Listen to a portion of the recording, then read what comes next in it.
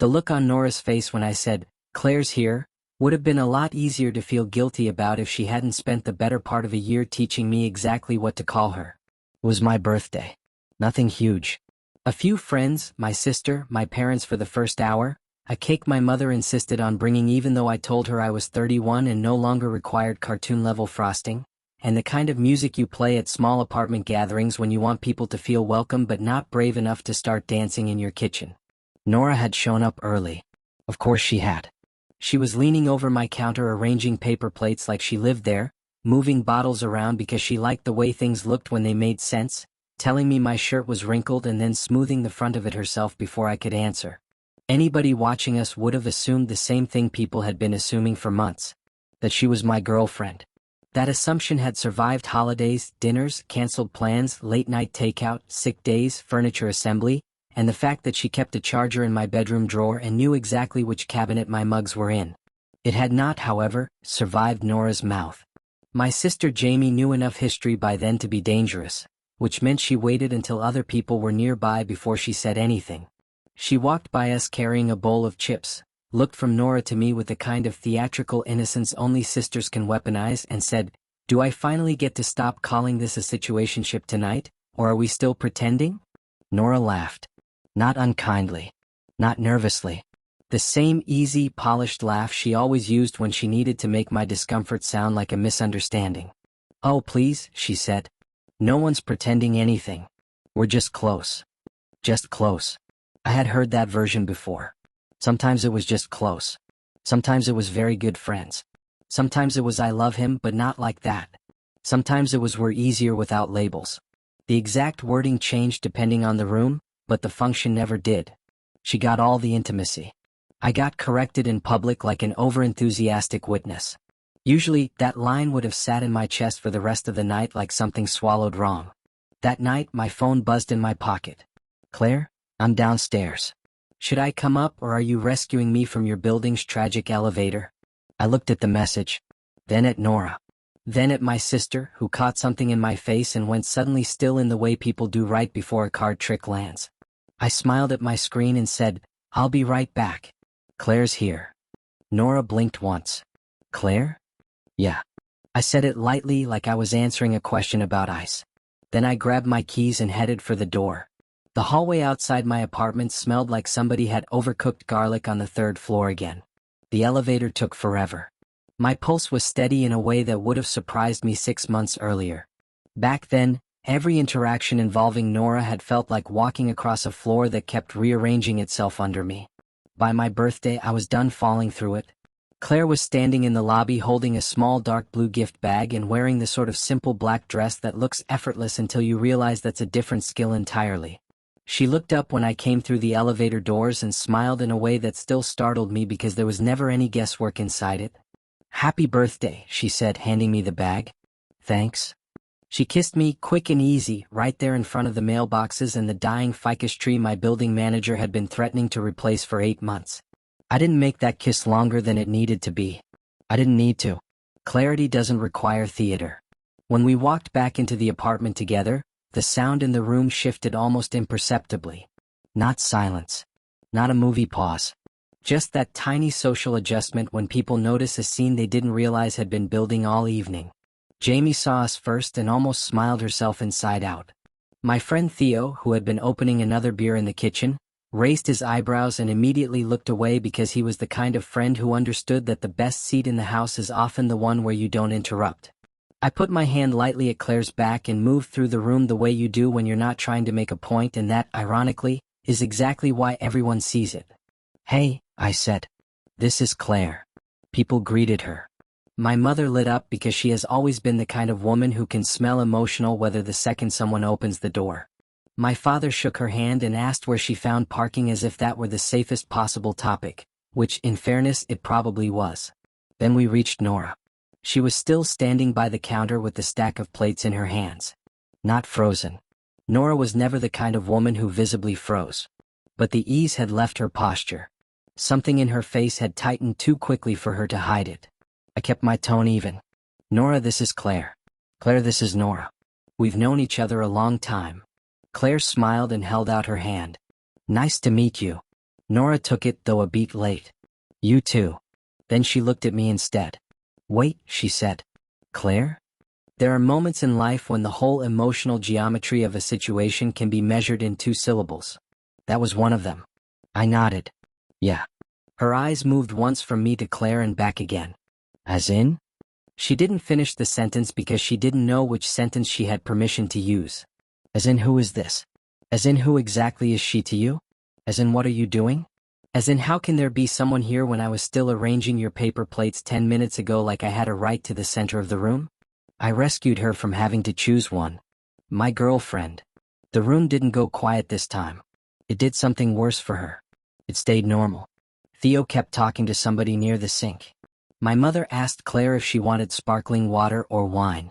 Jamie walked past me with the chips and mouthed finally so fast that if you weren't family you wouldn't have caught it. The party moved. That was what made it land. If everyone had stared, Nora could have turned it into an event. Since they didn't, it became a fact. And facts are much harder to rearrange. She stood there holding those plates for another half second and then said, "Since when?" Not accusing. Not yet. Still trying to sound like someone asking a normal question in a normal room. I said, "A little while now," which was true and gave her nothing. Her mouth opened, then closed. She looked at Claire again, but Claire had already been pulled gently into conversation by my mother, who had decided within 11 seconds that this woman's posture made more sense to her than Nora's ever had. For the rest of the night, Nora didn't do a single dramatic thing. That is important. If she had cried, yelled, thrown a glass, stormed out, or called me names in my own kitchen, the story would have been easier. Easier to tell, easier to understand, easier to reduce to something cheap. Instead, she went quieter. No touching my arm when she walked past. No stepping into the space next to me by reflex. No reaching for the music when she normally would have changed it without asking. No talking to Claire except when politeness required it. She moved like someone who had just discovered the room had changed ownership while she was still using the old key. What happened that night would sound cold if I pretended it began at the party. It didn't. It began months earlier, the first time Nora looked a room full of people directly in the face and erased me with a smile. I met her at a housewarming party thrown by 2 people I now think should be legally banned from introducing romantically confusing adults to each other.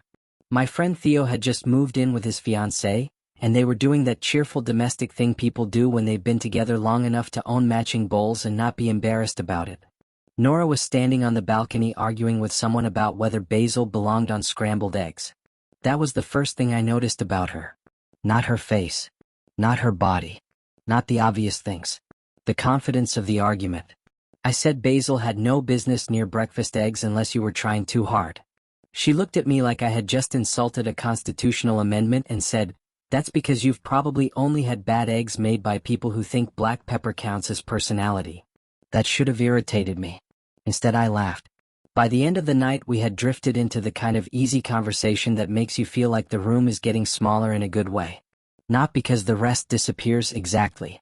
Because one person starts making the space around them feel more organized than it did before. Nora had that effect. She wasn't loud. She didn't perform warmth. She wasn't one of those women who collect social oxygen by seeming universally delightful. She was sharper than that, a little more contained, funny when she wanted to be, observant in a way that made people either lean in or get defensive. I leaned in. We exchanged numbers. That part was ordinary. What wasn't ordinary was how quickly she got under the surface of my life. Within a month, she knew which mornings I forgot to eat. She knew I was always 20 minutes later than I thought I was if I told myself I had plenty of time. She knew my job had a seasonality to it, quiet weeks punctured by weeks that ate me alive, and she could hear which version I was in from the way I answered hello. I'm not saying she moved in. She didn't. But things began appearing in my apartment with the soft inevitability of weather. A bottle of micellar water by my sink because your face wash is basically dish soap.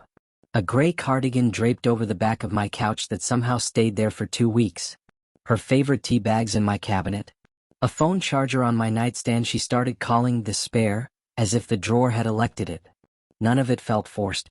That was the trick. Nothing with Nora ever arrived as a demand. It arrived as a natural next step.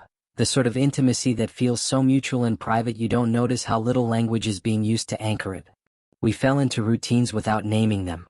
Thursday nights, if one of us wasn't swamped, ended up being ours. Take out on my couch. Her stretched across it sideways, feet in my lap, criticizing whatever show I picked until 10 minutes in when she'd get invested and act like she always meant to watch it. Sunday mornings turned into coffee and errands and wandering the grocery store, half arguing over dinner ideas, which is one of the most relationship-coded activities on earth whether anyone admits it or not. She knew how I took my coffee. I knew exactly which cereal she would complain about but still eat with her hand straight out of the box. If I got sick, she showed up with soup and those ginger chews she swore by. If she had a brutal day, she'd come over and fold herself into me without preamble, like my apartment had already been entered into some unspoken rotation of her safe places. People around us responded exactly how people respond to that kind of thing. They assumed. Because what else would they do? At Theo's birthday dinner, someone passed us a single dessert spoon and didn't think twice.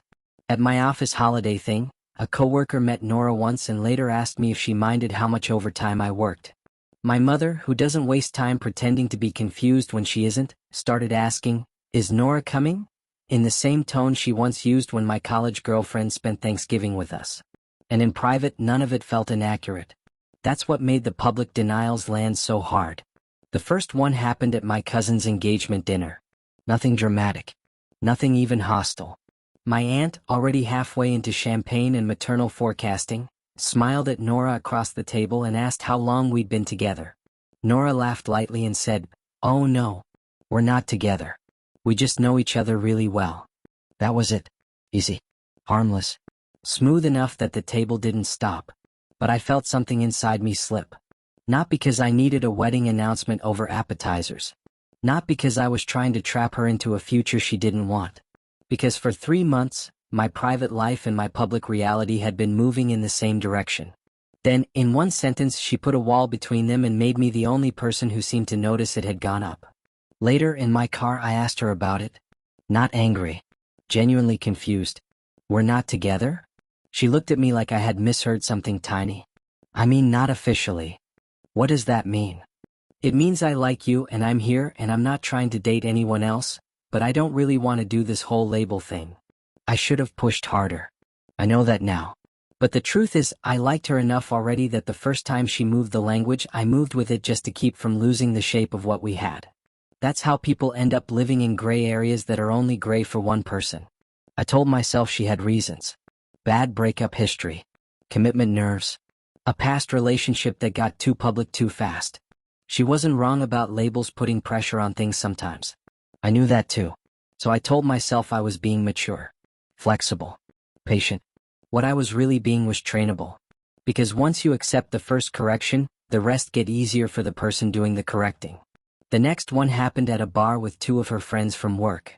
One of them nodded toward me and said, "Is this the guy you keep disappearing with?" Nora smiled and rested her hand on my arm like she owned the access but not the title. "He's my favorite person to disappear with," she said. "Don't make him into my boyfriend." Her friends laughed. I smiled because what else was I going to do, correct her over spicy margaritas? Later she slept at my place with her leg over mine and her hair in my mouth and acted offended that I woke up quiet. "You're doing the thing again." "What thing?" "The thing where you think silence is clarity." I almost laughed at the irony. Instead I said, "I just don't understand how it keeps being one thing with us and another thing once anybody else asks." She rolled onto her side and propped her head up on her hand. "Why does everybody need to name it?" "I'm not talking about everybody." She held my gaze for a second. Then she kissed my shoulder and said, "You're over-focusing." That phrase became one of her specialties. "You're over-focusing. You're making it more serious than it is. Why can't we just enjoy what's good? You know how much I care about you. Why does a word suddenly matter more than the actual thing?" That last one was especially effective because it made me sound shallow for wanting public alignment between behavior and language. Meanwhile, everything about her behavior kept inviting exactly that alignment. She'd fall asleep in my bed and then meet my mother for brunch. She'd text me from a pharmacy asking if I wanted the good cough medicine or the one that tastes like metal. She'd bring over groceries without checking what I already had because she knew. She'd sit cross-legged on my kitchen counter and read me parts of articles out loud while I cooked. Once, when I got home from a brutal day and found she'd rearranged the disaster under my sink. "So you stopped buying things you already own?" I nearly laughed with relief at how much space she had taken up in my life. Then someone would ask a question in daylight and she'd smooth the whole thing flat. My family noticed before I admitted I did. Jamie especially, because Jamie has the emotional subtlety of a courtroom ceiling fan and the instincts of a woman who has watched men in our family confuse availability with devotion for generations. After the second or third public correction, she cornered me in my kitchen while Nora was in the bathroom and said, "You know she likes the role without the risk, right?" I frowned. "What role?" Jamie gave me a look so tired it made me feel about 9 years old. "The one where she gets to stand exactly where a girlfriend stands and then act allergic to the word if anyone says it out loud." I said Jamie was being dramatic. Jamie said, "No, I'm being literate." At the time, I thought she was being unfair to Nora. Later, I realized Jamie had seen the whole thing almost immediately because she wasn't the one inside it. That's the part no one tells you about ambiguous relationships. From the outside, they often look embarrassingly clear. It's only inside them that every inconsistency arrives with plausible deniability wrapped around it. Nora met my parents again and again. She was there for my mother's birthday dinner, sitting across from my father while he gave her unsolicited wine recommendations, and she made fun of his pronunciation of charcuterie, so gently he liked her even more afterward. She came to Sunday dinners. She knew which desserts my mother secretly preferred even when she pretended to be good. She once helped my sister sort through old family photos on the dining room table and stayed so long my mother sent her home with leftovers in one of our good containers. And every time someone stepped too close to the truth, Nora adjusted the room. At one dinner, my mother smiled at her and said, "You fit in here a little too naturally. It's suspicious." Nora smiled back and said, "That's just because your son has trained me on all your weird food rules." My mother, who was not born yesterday, replied, "Should I be learning your last name differently yet, or am I getting ahead of myself?" Everybody laughed. Nora tilted her head, still smiling, and said, "Way ahead. We're not doing any of that." Not angry. Not embarrassed. Just easy dismissal. I looked at my plate long enough for the peas to become an emotional event. That night in the car I did not bring it up. That was the shift. Not the first denial. Not even the third. The moment I stopped asking. Because once you've been gently corrected enough times, you either escalate or you retreat. I wasn't the kind of man who wanted to litigate my own place in a woman's life every 3 weeks. So instead of forcing a definition, I made the mistake of treating her refusal as data. If Nora wanted to be my almost, then I would have to start hearing almost as a complete sentence. It hurt more quietly than a breakup would have. That's the thing about being privately chosen and publicly reduced. There's no clean grievance for it. No official betrayal. No story simple enough that your friends say, "Wow, that's awful," and bring over beer. Instead, you start bleeding in places that don't show. You hesitate before introducing her. You stop using language that assumes reciprocity. You answer your mother carefully. You start noticing how often she reaches for you when she needs comfort and how quickly she reaches for ambiguity when there's any social cost attached. And because you're still getting all the private tenderness, you feel ridiculous naming any of it as pain. For a while, I got very good at being quietly ridiculous. Then there was New Year's. Theo and his fiancée hosted again. Too many people in too small a living room. Champagne on the counter. A playlist trying too hard. Midnight close enough that everyone started pairing off before the clock even earned it. Nora arrived late, kissed my cheek, slid under my arm on the couch, and spent the next 2 hours using my body like familiar furniture. At 11:30, someone handed out those cheap metallic party crowns and Theo shouted, "Everybody kiss someone you actually like when the countdown hits." It was a stupid line. Not profound. Not even especially meaningful. Just drunk party noise. Nora laughed, took a sip of champagne, and said to the room, "Good thing I didn't bring a boyfriend then." People laughed. I laughed too.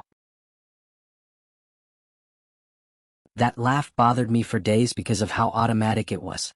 Later, in bed, she traced a line down my chest with one finger and asked why I'd gone so quiet after midnight. I looked at the ceiling and realized I was tired in a way I had not felt before with her. Not tired of wanting. Tired of translating. That was the real damage. Not that she withheld a title. That she made me do so much interpretive labor to keep the intimacy emotionally livable. I started pulling back in ways she didn't clock immediately. I didn't rush to answer every text. I said no when she assumed I was free. I stopped building my week around Thursday by default. When she left a silk sleep mask at my place one morning, I put it in a drawer instead of taking the hint that it should stay within reach. She noticed, eventually. Not as a reckoning. As irritation. "You've been weird lately." This was on a Wednesday while she sat on my kitchen counter eating cherries out of a bowl and dropping the stems into my sink. "I've been busy." "You're not too busy to answer other people." I looked at her. "Other people?" She shrugged. "You know what I mean." No, I did know what she meant. I also knew what she was not going to say. She wasn't going to say you're acting different with me because that would have required her to acknowledge there was a me and her distinct enough to reference in the first place. So I said, "If I'm just one of your close friends, I'm probably going to start acting like one eventually." She laughed softly, but there was no humor in it. "That's not what this is." I leaned against the counter across from her. "What is it then?" For the first time in months, I didn't ask because I hoped for an answer. I asked because I wanted to hear her avoid it. She looked at me for a long second, set the cherry bowl down and said, "You know what this is." That sentence was the midpoint. Not because it clarified anything. Because it finally exposed the arrangement for what it was. She wanted the benefits of being understood without ever having to risk being explicit. She wanted the emotional privileges of relationship without the public obligations of one. She wanted me to know, privately, what she could deny, publicly, whenever it protected her comfort. And maybe the cruelest part was that she wasn't even particularly malicious about it. Nora wasn't a cartoon villain rubbing her hands together while she harvested boyfriend labor. She was simply someone who wanted something soft and reliable without being pinned down by what it meant. That doesn't excuse it. But it does explain why it lasted so long. Most painful things are easier to leave when the person hurting you is obviously monstrous. Nora never was. She was just coherent in a direction that kept costing me more than it cost her. After that conversation, I stopped asking her questions altogether. And around the same time, I met Claire. We met at a trivia night I almost didn't go to because Theo claimed his fiancée needed one more team so the accountants don't dominate the room, which sounded like both a request and a warning. I went mostly because I'd had a lousy week and sitting alone with my phone felt too much like volunteering for my own feelings. Claire was there because she worked with Theo's fiancée, had an actual laugh instead of an aesthetic approximation of one, and answered a history question about the Louisiana Purchase with the kind of confidence that makes you want to ask what else she's sure about. After the game, we ended up outside with paper cups of bad beer and a conversation that felt almost aggressively simple. No subtext tests. No strategic vagueness. No little baited questions to see what I'd infer. At one point she asked if I was seeing anyone. I should have lied. Or dodged. Or done the modern coward thing and said it's complicated. Instead I heard myself say, "There's someone in my life who likes me best when the wording stays blurry." Claire looked at me for half a second and said, "That sounds exhausting." Not dramatic. Not intrigued.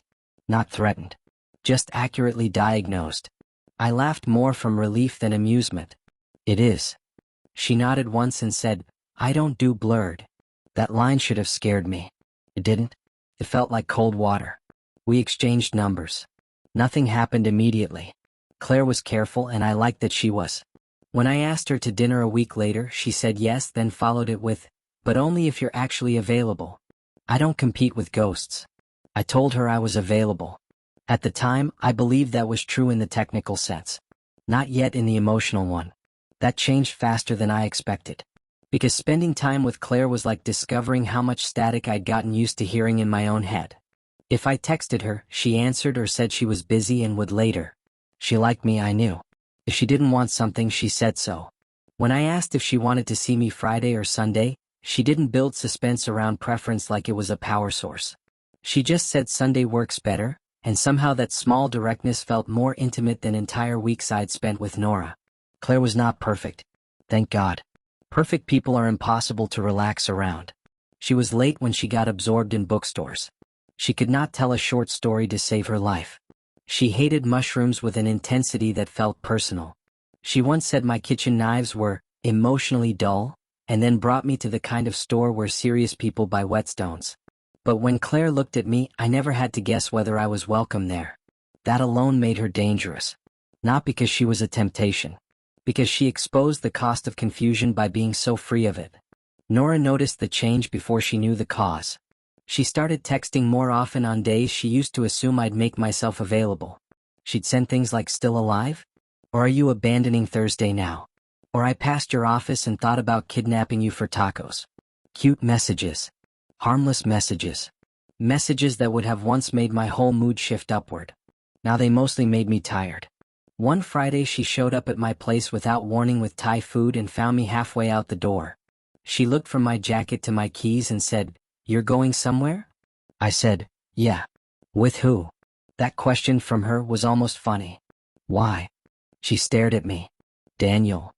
There it was. That tone. The one that carried ownership without ever submitting to the vocabulary that might justify it. I said, "I've got plans." She shifted the takeout bag from one hand to the other.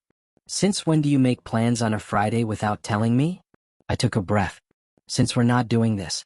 Her face changed so slightly most people would have missed it. "We're not doing what?" I looked at the bag in her hand, at the shoes she had kicked off by my door as if arriving settled the matter, and then back at her. "This thing where I'm obvious in private and optional in public." For a second I thought she might finally say something real. Something messy. Something late. Something like "I know" or "I'm sorry" or "I didn't realize how bad it had gotten." Instead she said, "You're being dramatic." That should have hurt more than it did. Mostly it clarified. If I'm honest, the real breakup between Nora and the version of me she had depended on happened right there in my hallway while the Thai food cooled between us. Not because I stopped loving her entirely in that second. Because I finally understood she would defend the arrangement longer than she would question its cost to me. She only liked definitions when they protected her. Jamie had been right all along. After that, something in me went quiet. Not in the wounded, passive way. In the way a machine goes quiet once you unplug it. I still answered Nora when she texted. Still saw her occasionally in group settings. Still had to slowly deal with the fact that half her things in my apartment were not officially hers and therefore required some graceful system of reclassification. But emotionally, I was no longer trying to make the story cohere. That is where Claire came in for real. I told her the truth in the second week of seeing each other. Not the polished version. The embarrassing version. That there was a woman who had occupied the shape of a relationship without ever taking responsibility for the word. That I had let it happen because it was easier to protect a nearly relationship than risk being too explicit and losing it. That I was not with Nora, had never been with Nora in any recognized way, and yet still felt like I was crossing some moral line by liking someone straightforward. Claire listened all the way through without interrupting. Then she said, "So basically, you've been in a one-sided witness protection program for someone else's feelings." I laughed so hard I had to put my glass down. Then she added, more softly, "I'm not mad at you. But I'm not stepping into anything that still expects you to act taken while denying you the dignity of being claimed." That landed.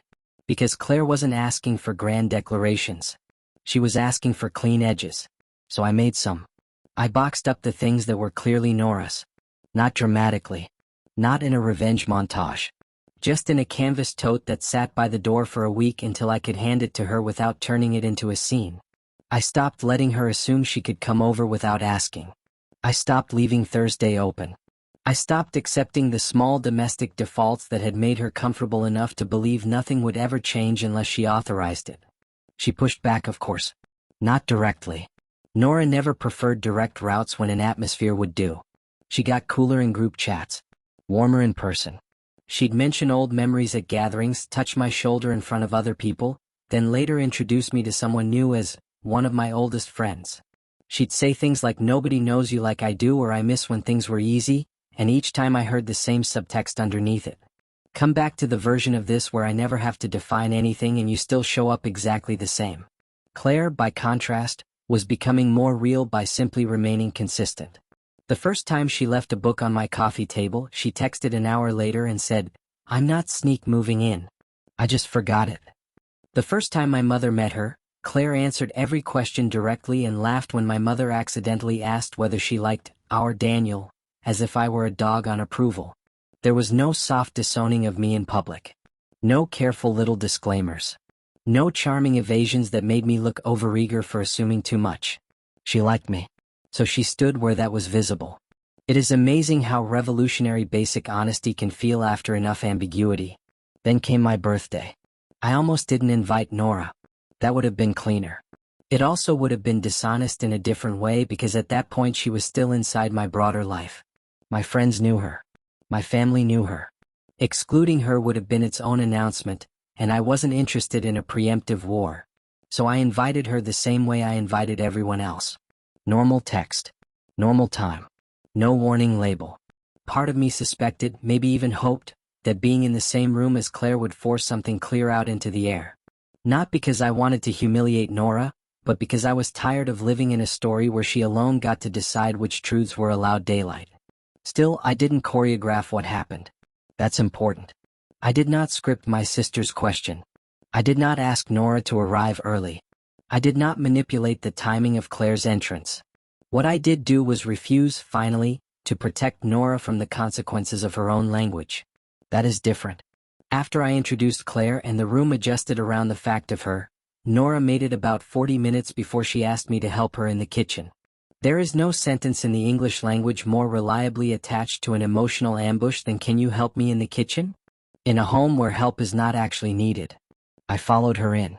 She stood by the sink with 2 empty glasses in her hand, staring at them like they had personally betrayed her. "What is this?" she asked quietly. I leaned against the counter. "A birthday party." Her mouth tightened. "Don't do that." "Do what?" "Act like you don't know what I mean." There was the anger at last. Not loud. Worse. Contained. I looked at her and said, "You mean Claire?" She set the glasses down harder than necessary. "You could have told me." That sentence nearly broke something in me from how perfectly it captured the entire arrangement. Warned her. About my girlfriend. And my birthday. In my apartment. After a year of being told, publicly and repeatedly, not to misname what we were. I said, "Told you what?" Her eyes flashed then, finally. "That you were seeing someone seriously enough to bring her here." I let the quiet sit for a second. Then I said, "You've spent months telling everyone I'm not your boyfriend." She looked away first. "That's not the same thing." "It is from where I'm standing." "No, it isn't." She folded her arms. "What we had was real." There it was. Not the denial this time. The inversion. What we had was real. I believed her. That was the tragedy of it. I said, "Real enough in private, disposable in public." Her expression changed in a way I will probably never forget. Not because she looked guilty.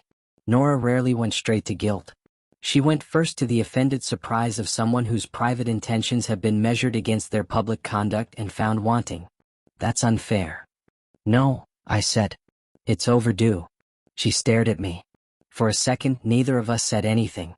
There was music in the other room, somebody laughing too loud, my mother asking Claire whether she'd ever had my family's ridiculous holiday punch. Life continued 12 feet away while the version of my relationship with Nora that had drained me for months quietly reached its actual end. She said, more softly now, "You knew I just needed more time."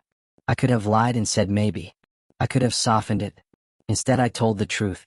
"I waited for your words to catch up with your behavior," I said. They never did. That line landed because it was not clever. It was merely the sentence I had been swallowing for months. She looked at the floor, then back at me. "So what? You just replace me?" There it was again. Ownership language from a woman who treated naming as a trap whenever it might bind her. I took a breath. "No. I stopped holding a place open that you wouldn't even admit existed." For the first time since I'd known her, Nora had no elegant response ready. That should have felt triumphant. It didn't. Mostly it felt sad. Because once the adrenaline of being hurt wears off, a lot of emotional clarity arrives sounding like grief. She shook her head once and said, "You made me look stupid tonight." I almost said, "No, you did that yourself," but something about the way she said it stopped me. Not because I agreed. Because I suddenly saw the whole thing from her side for half a second. She had believed the arrangement was stable. That she could continue receiving the privileges of intimacy while regulating its terms. That my patience was fixed infrastructure. That whatever I felt about the denials would remain less important than my willingness to stay. The birthday had not humiliated her. It had simply revealed that my willingness was not immortal. So I said, "I introduced the woman I'm dating to people I care about." She swallowed. Then she asked very quietly, "Was that supposed to hurt me?" I answered honestly. It was supposed to stop hurting me. That was the end of the kitchen conversation. Not because every feeling was resolved. Because there was nothing left to negotiate. She stayed another 20 minutes after that, moving through the party like someone still trying to act ordinary long enough that the ordinary might come back. Then she left without saying goodbye to Claire, hugged my mother, tapped Jamie on the shoulder, and disappeared down the hallway. Jamie found me on the balcony after. "Well," she said, handing me a beer, "that was cheaper than therapy." I laughed because if I hadn't I might have done something embarrassing like stand still too long and feel everything at once. "How bad did it look?" Jamie took a sip. "Depends who you mean." "You looked calm." Claire looked unbothered. Mom looked relieved. Nora looked like she finally met the version of consequences she thought only happened to other people. I turned that over for a while. Then I said, "I didn't want to be cruel." Jamie leaned against the railing. "Good," she said. Cruel would have been letting her keep doing it another 6 months. The next morning Nora texted. Of course she did. The first message was controlled. "I think last night was needlessly humiliating." The second came 4 minutes later. "You could have at least warned me." Then, "I never thought you were the kind of man who'd do something like that." And finally, after an hour of silence from me, "So everything we had meant nothing?" There is no clean way to answer a question that false. Because the premise is a trap. If I said it meant nothing, I'd be lying. If I said it meant something, she'd use that truth to reopen the version of things that only ever cost me. So I waited until the afternoon and then wrote. It meant enough that I kept accepting less than I wanted for too long. She didn't answer for several hours. Then she called. I let it ring out once, twice. On the third call, I picked up because I no longer wanted to be the man who avoided discomfort just because someone else had built a habit around it. She didn't say hello. She said, "I can't believe you." No tears yet. That surprised me. "I can." "That's convenient." "No," I said. "It's just clear." She exhaled hard into the phone. "You really think I never cared about you?" "That's not what I said." "Then what are you saying?" I sat on the edge of my bed and looked at the half-packed canvas tote by the closet door, the one with her cardigan, charger, tea tin, and a paperback she had left face down on my coffee table 2 weeks earlier like she assumed it would keep its place there forever. "I'm saying you liked what we were when you didn't have to answer for it." Silence. Then, "You're punishing me." That word. Punishing. As if choosing someone who chose me back was an act of aggression instead of self-respect. I said, "No." I listened. "To what?" "To you." Nothing makes ambiguity angrier than being taken literally. She cried then. Not loudly. Just enough that I knew if I stayed on the phone too long, I would get pulled back into the old role. Comfort source, interpreter, emotional buffer, human furniture for a woman unwilling to name where she'd placed me. So I kept my voice gentle and short. She said she had been scared. That labels had always felt like a trap after her last relationship. That she thought I understood her better than this. That what we had was different. That she had assumed we were building towards something in our own time. That seeing Claire in my apartment with my family on my birthday made her feel replaced. That last word mattered. Replaced. Because even now, she was describing herself as if she'd occupied an official role. I waited until she ran out of momentum and then said, "You can't keep a door bolted from your side and call it betrayal when someone stops standing outside it." She inhaled sharply. That was maybe the cruelest thing I said to her in the whole aftermath. It was also true. A few days later we met for coffee. Not because I wanted closure as a concept. I think closure is mostly a story adults tell themselves so they can pretend pain behaves like customer service. We met because I had her things and because some conversations deserve chairs and eye contact if they are going to end anything honestly. I brought the canvas tote. She saw it immediately. That's dramatic. I almost smiled. "No," I said. "It's practical." The cafe was half full, all soft music and people pretending laptops counted as personalities. Nora looked beautiful, which was inconvenient but not surprising. She had always known how to walk into a room prepared. Cream sweater, hair pinned up carelessly enough that it had probably taken 20 minutes, no visible anger until you looked closely enough to see how hard she was holding her jaw. She glanced at the bag and then at me. "So this is how we're doing this?" I set it on the chair beside me. "This is how I'm giving you your things back." She leaned back. "There shouldn't be things back. That's the whole point." I looked at her for a long second. There it was again. The private claim. The public fog. "I think that's exactly the point." Her face tightened. We talked in circles for a while because people rarely step out of an arrangement like ours without one last attempt to redesign it around fresh language. Nora said she had never meant to make me feel small. I believed that. She said I was acting like she'd used me. I didn't think that was the right word, not fully. She hadn't engineered me the way a con artist engineers a mark. She had simply accepted every version of me that required nothing from her and resisted every version that did. That is not the same as using someone. It still leaves damage. At one point she asked, "Why didn't you just tell me you were seeing Claire?" And there it was again, the logic still intact. Tell her. Warn her. Protect her comfort around a boundary she had spent 11 months refusing to cross herself. So I asked the question I should have asked much earlier. What exactly did you think I owed you? She stared at me. Really stared. Not with anger this time. With the first flicker of actual self-recognition I had seen in weeks. I said, "I'm not asking that to be cruel. I mean it. What did you think I owed you publicly that you wouldn't give me?" She looked down at her coffee. For once, Nora had no graceful answer. Then she did something I will always give her credit for, because it was maybe the most honest thing she ever said to me. She said, "I thought you'd wait." Simple as that. Not forever. Not necessarily even consciously. She thought I'd wait. Because I had. Because I always had. Because I was patient and available and in love enough with the private version of us to keep letting her edit the public one. And once she said it, everything else got easier. Not better. Easier. Because now the arrangement had a spine. And once you can see the spine, you can stop pretending the body fell that way by accident. I said, "I did." She nodded once. Then she looked up and asked, "And Claire?" I smiled a little in spite of myself. What about her? Why her? That question could have insulted Claire if I'd let it. Instead it just sounded tired. Because with her, I don't have to keep translating. That landed deeper than anything sharp would have. Nora looked away. After a minute she said, "You make me sound worse than I am." I thought about arguing. Didn't. Instead I said, "I think you were kinder in private than you were brave in public." For a second her eyes filled. That hurt to see. Not because it made me want her back. Because once you've loved someone, it's hard to watch a true sentence find them. We didn't fight after that. There was nothing left to fight over. She took the bag. Looked inside once. Said quietly, "You kept the book face down, didn't you?" I nodded. She laughed once through her nose, almost unwillingly. Then she stood. At the table, beside the tote, with all our almost folded into a coffee stain of a life we never officially had, Nora said, "I really did care about you." I believed her. That was always the problem. "I know," I said. Then she left. Claire didn't ask for a play-by-play afterward. That was one of the things I liked most about her. She never mistook disclosure for entitlement. When she wanted to know something, she asked.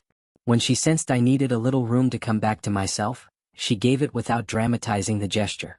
That night she came over with grocery store flowers, set them in a jar because I did not own a vase like an adult, and asked, "Are you okay?" I thought about giving the easy answer. Instead I told the truth. I think I'm grieving a relationship I was never allowed to claim. Claire absorbed that without rushing in to rescue me from my own sentence. After a second she said, "That sounds like grief." Then she handed me a knife and told me to help cut vegetables. I loved her a little right then for not turning my pain into a project. The fallout moved outward after that. Jamie obviously was insufferably right. My mother admitted over the phone one night that she had always liked Nora but never trusted the way she corrected people so quickly. It always felt, my mother said carefully, like she wanted all the welcome without any of the responsibility. Theo said he'd been waiting for the situation to detonate for months and was honestly just relieved the casualty list was shorter than expected. Even my father, who is not exactly a philosopher of emotional nuance, told me over bourbon one Sunday, "A person ought to stand where they mean to stand." That may have been the smartest thing I've ever heard him say.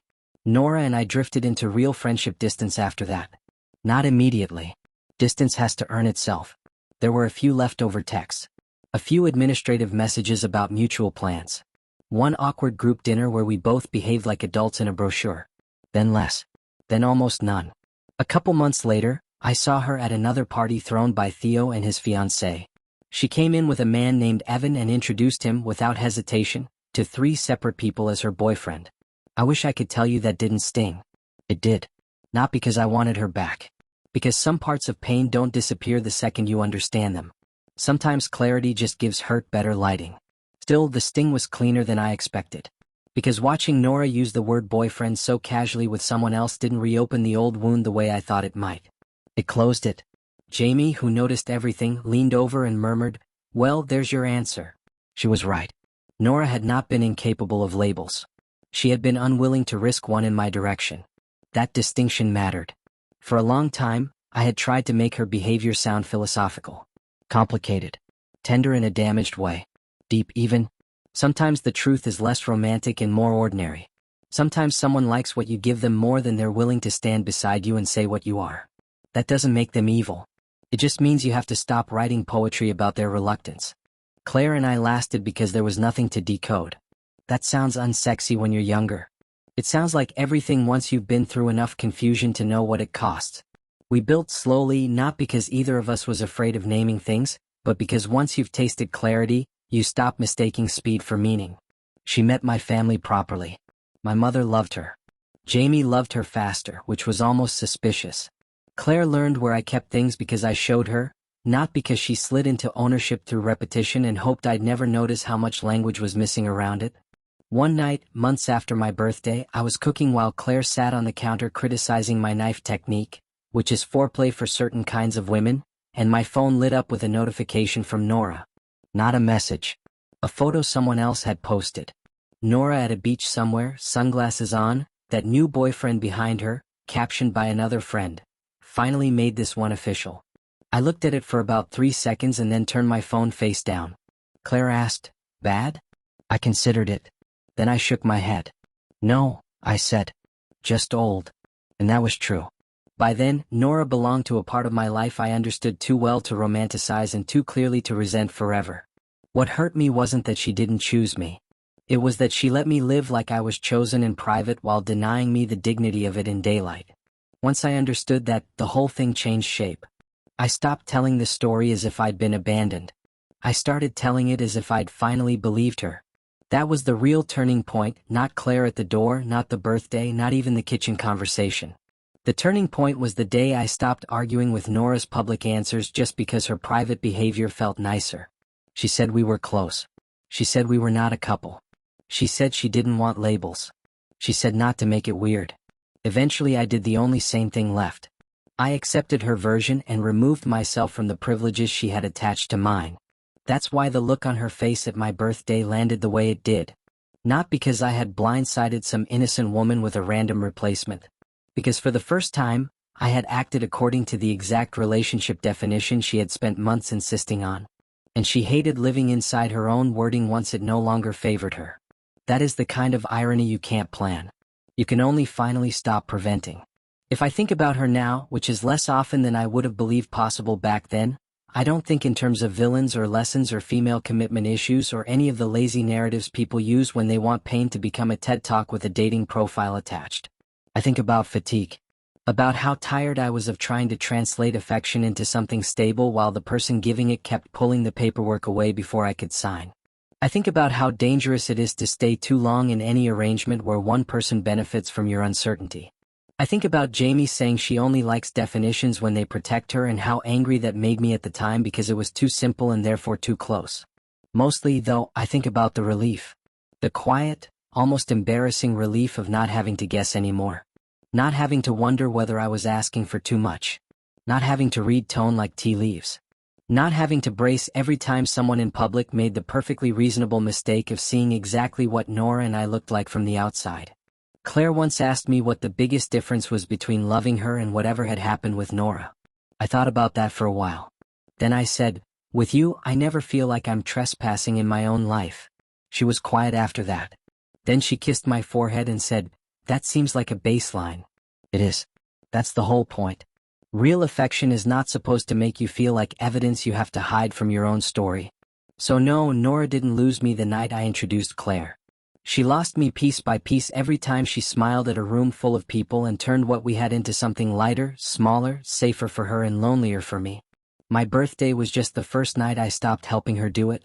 And when she finally looked at me like I had broken something, all I could think was that I hadn't. I had only stopped holding it in place.